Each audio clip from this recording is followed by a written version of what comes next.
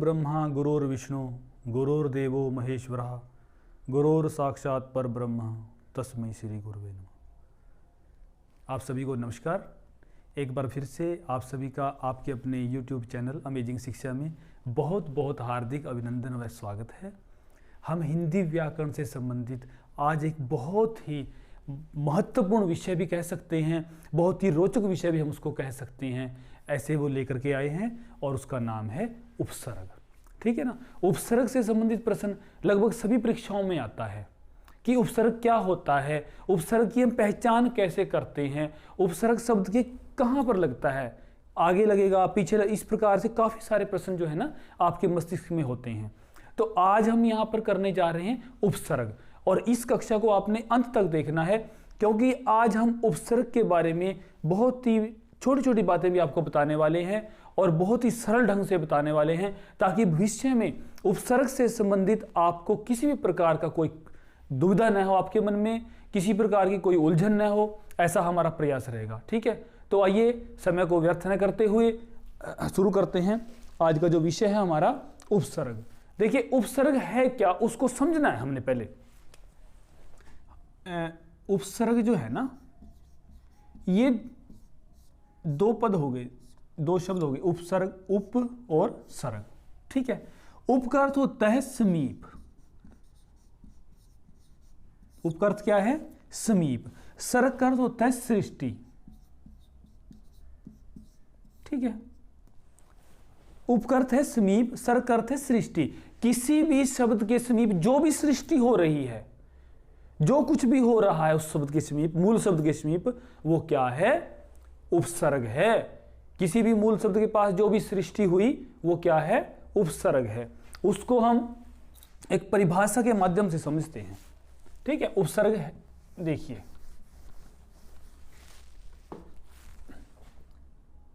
किसे कहते हैं उपसर्ग? वे शब्दांश, क्योंकि जो उपसर्ग होते हैं ना वे शब्दांश होते हैं, शब्दों के एक अंश होते हैं। ठीक है ना। वे शब्दांश जो किसी मूल शब्द के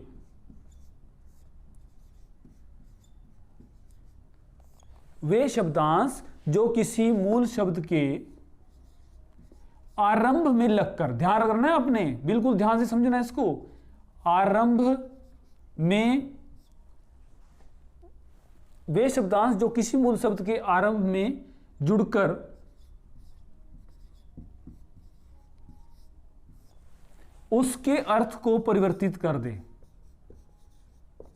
उसके अर्थ को परिवर्तित कर दे, परिवर्तित कर दे। फिर पढ़िए इसको, क्या कहता है कि मूल शब्द के आरंभ में जुड़कर। यह मैं बार बार क्यों इस पे जोर दे रहा हूं? क्योंकि बहुत बार बहुत से बच्चे क्या गलती करते हैं, उपसर्ग और प्रत्यय को ध्यान से न समझने के कारण जहां पर उपसर्ग छांटना होता है वहां पर प्रत्यय छांट देते हैं, और जहां पर प्रत्यय छांटना होता है वहां पर उपसर्ग छांट देते हैं। तो इसलिए हमने एक बात का ध्यान रखना है, उपसर्ग हमेशा मूल शब्द के आगे यानी आरंभ में लगता है, और प्रत्यय कहां लगता है? किसी भी मूल शब्द के पीछे जुड़ता है। बस ये बातें आपने ध्यान रखनी है। यदि परीक्षा में उपसर्ग छांटना आएगा तो आपने जो आगे देखना है कि मूल शब्द के आरंभ में क्या लगा हुआ है वो छांटना है। यदि परीक्षा में प्रत्यय आएगा तो आपने मूल शब्द के बाद में देखना है, अंत में देखना है कि वहां पर क्या लगा हुआ है। ये ध्यान रखें, क्योंकि इससे संबंधित बहुत सी गलतियां बच्चे करते हैं। ठीक है ना। तो उपसर्ग कहां लगते हैं? वे शब्दांश जो किसी मूल शब्द के आरंभ में लगकर जुड़कर उसके अर्थ को परिवर्तित कर देते हैं, उसके अर्थ को बदल देते हैं। जैसे मैंने यहां एक शब्द लिख दिया, देश है। ठीक है। अब देखिए शब्द तो एक है देश, अब कुछ ऐसे उपसर्ग जुड़ेंगे जो इसका अर्थ ही बदल देंगे। कैसे? देखो, प्र उपसर्ग है, प्र, और इसमें देश में हमने प्र उपसर्ग जोड़ दिया तो क्या बन गया? प्रदेश बन गया।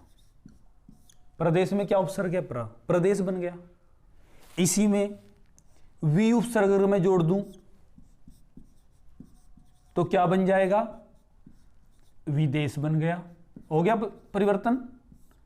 यहां अर्थ में कुछ परिवर्तन था, यहां परिवर्तन कुछ और हो गया। अगर मैं सम उपसर्ग जोड़ दूं यहां पर, समदेश, तो क्या बन गया, संदेश बन गया, है ना। देखिए ये सारे उपसर्ग हैं। यदि परीक्षा में ये आ जाए ना कि विदेश में क्या उपसर्ग है, तो आपने क्या लिखना है, वी लिखना है। संदेश में क्या उपसर्ग है, तो आपने क्या लिखना है, सम उपसर्ग है। सम, स नहीं है, सम उपसर्ग है। यदि वहां जाए कि प्रदेश में क्या उपसर्ग है, तो क्या लिखेंगे, प्र। अगर मैं यहां आ जोड़ देता हूं इसमें, देश में आ, तो क्या बन जाएगा, आदेश। यहां कुछ और शब्द अर्थ बन गया। यही तो कहा कि वे शब्दांश जो किसी मूल शब्द के आरंभ में लगकर उसके अर्थ को बदल दे। हम परिभाषा क्यों लिखते हैं, हम परिभाषा इसीलिए लिखते हैं ताकि आपको अच्छे से वो समझ में आए हम पढ़ क्या रहे हैं, है ना। हमें कैसे समझना है, परिभाषा को देख लें। हमने क्या कहा, शब्दांश मूल शब्द के आरंभ में, यानी आगे लगते हैं, ये आरंभ में लगते हैं, और जो मूल शब्द है ना प्यारे बच्चों, उसके अर्थ को ही बदल देते हैं ये। ठीक है, तो ये है उपसर्ग। आ लगाया हमने तो आदेश बन गया। अगर उप लगाएंगे तो क्या बनेगा, उपदेश बन जाएगा। ये काम होता है उपसर्ग का, समझ गए होंगे आप। ये काम है उपसर्ग का कि ये शब्दांश किसी मूल शब्द के आरंभ में जुड़ेंगे और उसके अर्थ को बदल देंगे। कितने अर्थ बन गए एक मूल शब्द से। मूल शब्द क्या था, देश था, यहां प्रदेश हुआ, विदेश हुआ, संदेश हुआ, आदेश हुआ, उपदेश हुआ। कितने बन गए। इसी प्रकार से अगर मैं कहूं कि मूल शब्द चार है, चार, अब चार क्या कहेंगे हम, संख्या को कहेंगे ना, चार यही कहते हैं। अब देखिए अगर मैंने चार में वी उपसर्ग लगा दिया, इसमें मैंने वी उपसर्ग लगा दिया, तो मैं लिख ही देता हूं यहां पर ना। देखिए मूल शब्द क्या है, चार है, वी में चार लगाया, क्या बन गया, विचार, है ना। इसी प्रकार से सम लगा देंगे, समचार, ये बन जाएगा संचार, ये बन गया। देखिए कितने बन जाएंगे, उससे कितने बना लीजिए, है ना। वी हुआ, सम हुआ, आ हो जाएगा, आ, चार में आ उपसर्ग लगाया तो क्या बन गया, आचार बन गया। समझ गए होंगे अब तो आप। ये उपसर्ग होता क्या है, जो भी किसी मूल शब्द के आगे लगकर जो है ना, आरंभ में लग करके उसके अर्थ को बदलता है, वही तो उपसर्ग है। यदि कभी भी परीक्षा में इस तरह का प्रश्न आए तो हमारे मस्तिष्क में यह बात होनी चाहिए कि उपसर्ग हमेशा मूल शब्द के आरंभ में जुड़ता है, आगे लगता है। ये याद रखना आपने, ठीक है ना। उप लगा लें इसमें, उपचार, यही बन जाएगा, है ना। क्या बन जाएगा, उपचार। देखिए कितने, एक मूल शब्द थे, देश था। वैसे देश क्या होता है, एक स्थान विशेष को कहते हैं, देश स्थान हो गया। लेकिन यहां पर जब उपसर्ग जुड़े तो उनके अलग अलग अर्थ जो है ना, कितने अर्थ निकल के आ गए। यहां पर चार है, मान लीजिए चार, एक चार संख्या को कहते हैं, लेकिन जब उपसर्ग जुड़ गए उन्होंने अपना काम किया तो उन्होंने अर्थ को ही बदल कर रख दिया। ये होता है। इसी प्रकार से योग होता है, जैसे मूल शब्द योग है ना, योग। अब वी उपसर्ग है, वी में योग जो, मतलब योग में वी उपसर्ग जोड़ेंगे हम तो क्या बन गया, ये वियोग बन गया। बन गया ना, योग था मूल शब्द, तो ये वी उपसर्ग जोड़ने से क्या बन गया, वियोग बन गया। इस तरह सम उपसर्ग जोड़ दिया हमने योग में तो क्या बन जाता है, संयोग। ठीक है, कोई मुश्किल नहीं है, बहुत ही आसान विषय है ये। थोड़ा सा आपने समझना है कि उसको हमने कहां जोड़ना है और कैसे उसको छांटना है, कहां, मतलब आरंभ में लगता है, यह बात याद रखनी है आपने, ठीक है ना। संयोग है, आ भी जोड़ सकते हैं आप, आ योग, ये भी कर सकते हैं, तो ये क्या बन जाएगा, आयोग बन जाएगा। ठीक है ना। इस प्रकार से जो उपसर्ग होते हैं ये वे शब्दांश हैं जो किसी भी मूल शब्द के आरंभ में जुड़कर उसके अर्थ को परिवर्तित कर देते हैं, उसके अर्थ को बदल देते हैं। तो ये क्या है, इनको क्या कहेंगे हम, उपसर्ग कहेंगे। ठीक है, अब देखिए उपसर्ग जो है ना वो 4 प्रकार के होते हैं। ठीक है ना, 4 प्रकार के उपसर्ग होते हैं। एक होता है तत्सम, तत्सम होते हैं, ये वो संस्कृत के उपसर्ग हैं जो हिंदी में प्रयोग होते हैं और संस्कृत में तो होते ही हैं। उसके बाद तद्भव, देशज और विदेशज। ठीक है ना, अब जो अक्सर परीक्षा में क्या पूछा जाएगा वो समझिए आप। लगभग ज्यादातर क्या होता है कि तत्सम जो उपसर्ग है ना, इनसे संबंधित उदाहरण ही सभी परीक्षाओं में पूछे जाते हैं। संस्कृत के जो 22 उपसर्ग है ना, उनसे संबंधित ही जो हैं उदाहरण पूछे जाते हैं। इनको हम बाद में करेंगे, पहले तद्भव, तद्भव में तो कुछ ज्यादा है ही नहीं कुछ, उसमें तो अनजान है, कोई भी करके देख लेगा। अनजान लिखा हुआ है, अनजान में छांटिए, वहां आ जाता है अनजान। उपसर्ग छांटिए, कोई भी लिख देगा, अन होता है। ये मुश्किल नहीं है, ये तीनों आसान है। जो थोड़ा सा दिक्कत आती है यहां पर आती है, और इसी के उदाहरण परीक्षा में आते हैं। अब यहां तद्भव में देख लीजिए, अधमरा है ना, अधमरा है। अब कोई भी छांट लेगा, अध होता है ना। इस प्रकार से भरपेट है,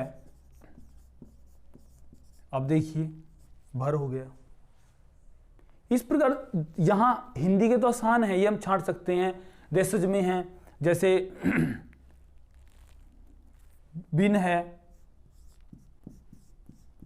ना, और विदेशज में क्या है, बे है, बे है। और जैसे बेधड़क होता है ना, बेधड़क, बेधड़क है, इस प्रकार से हो जाएगा। बेचारा है, बे हो गया, ये सारे हो गए। खुशबू है, खुशबू, ये खुश हो गया। यानी ये आसान है, इसमें कोई मुश्किल नहीं है। हम तद्भव भी हिंदी कर सकते हैं, देशिज विदेशिज कर सकते हैं, लेकिन थोड़ा सा हमें क्या समझना है, हमें तत्सम को समझना है। जो संस्कृत के जो 22 उपसर्ग है ना, उनको हमें समझना है। ठीक है, देखिए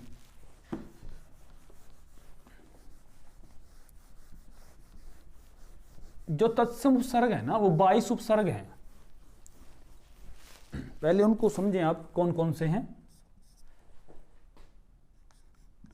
प्र, परा, अप, सम। ठीक है, प्र, परा, अप, सम। अनु, अव, निस, निर। प्र, परा, अपसम, अनु, अव, निस, निर। दुस, दुर, वी, आंग। ठीक है, दुस, दुर, वी, आंग। नी, अधि, अपि, अति। सु, उत,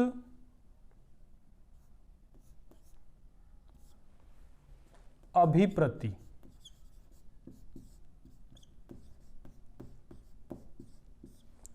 परि, उप। ये देखिए आप, ये 22 उपसर्ग होते हैं जो संस्कृत के उपसर्ग हैं, जो हिंदी में प्रयुक्त होते हैं। इनसे जो उदाहरण है ना, अधिकतर उदाहरण यहां से उदाहरण उठता है।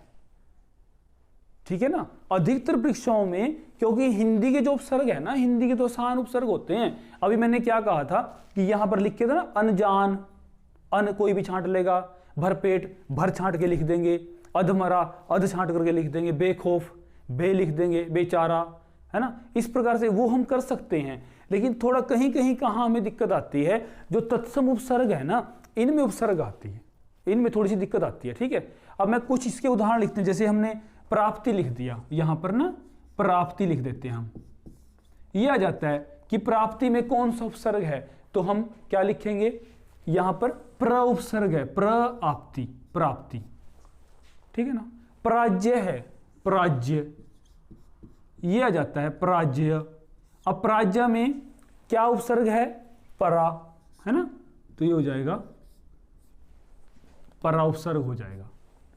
कुछ नहीं है, बड़ा आसान है, थोड़ा सा आपने ध्यान करना है कि जब हम उपसर्ग को बाहर करेंगे ना अलग, तो जो मूल शब्द बचता है ना उसको कोई अर्थ होना चाहिए, ठीक है ना। तो ये ना कर दें हमने पर निकाल दिया, आगे क्या बचा, ये आगे की मात्रा कहां जाएगी, हमें ये भी पता होना चाहिए ना भी आगे जो बचेगा जो मूल शब्द है ना वो सार्थक होना चाहिए।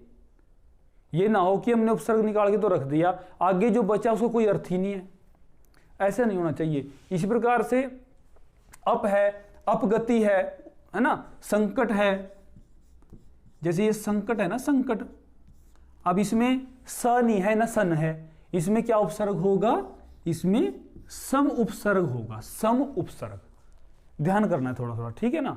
अनु है, जैसे अनुगमन है, अनुगमन में क्या होगा, अनु होगा।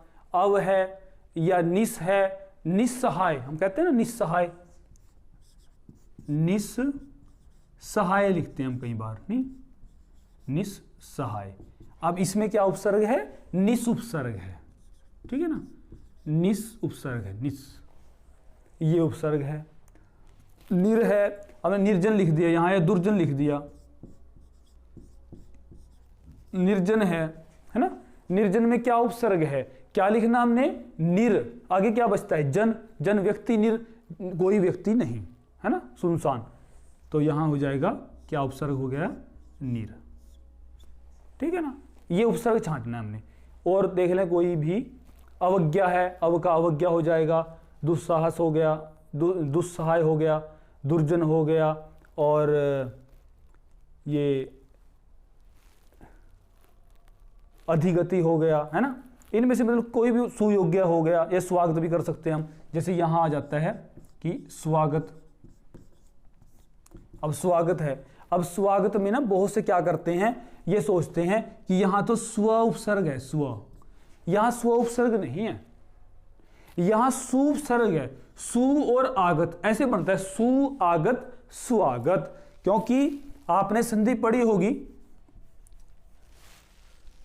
यण संधि, जहां पर उ को व होता है, सुधन आगत स्वागत, वहां पर आप देखना, अगर नहीं देखी आपने इससे पहले वीडियो हमारी देख लें, वहां पर संधि में, ये यण संधि में ये बातें बताई गई हैं कि ई को य होता है, उ को व, री को र, वहां पर ये है। जैसे अत्यधिक लिख दिया मैंने यहां, अत्यधिक है ना, ये अत्यधिक है। अब यहां कैसे पछाड़ेंगे, अधिकतर बच्चे क्या करते हैं, अत्य लिख के आते हैं, अत्य उपसर्ग है, अत्य, चलो अत्य उपसर्ग मान भी लिया तो पीछे क्या बचता है, धिक, धिक तो कुछ है ही नहीं, कोई अर्थ नहीं है वहां पर उसका, धिक का, धिक का, ठीक है ना। तो अत्य नहीं है यहां पर उपसर्ग, यहां उपसर्ग है अति, देखिए अति, अधिक,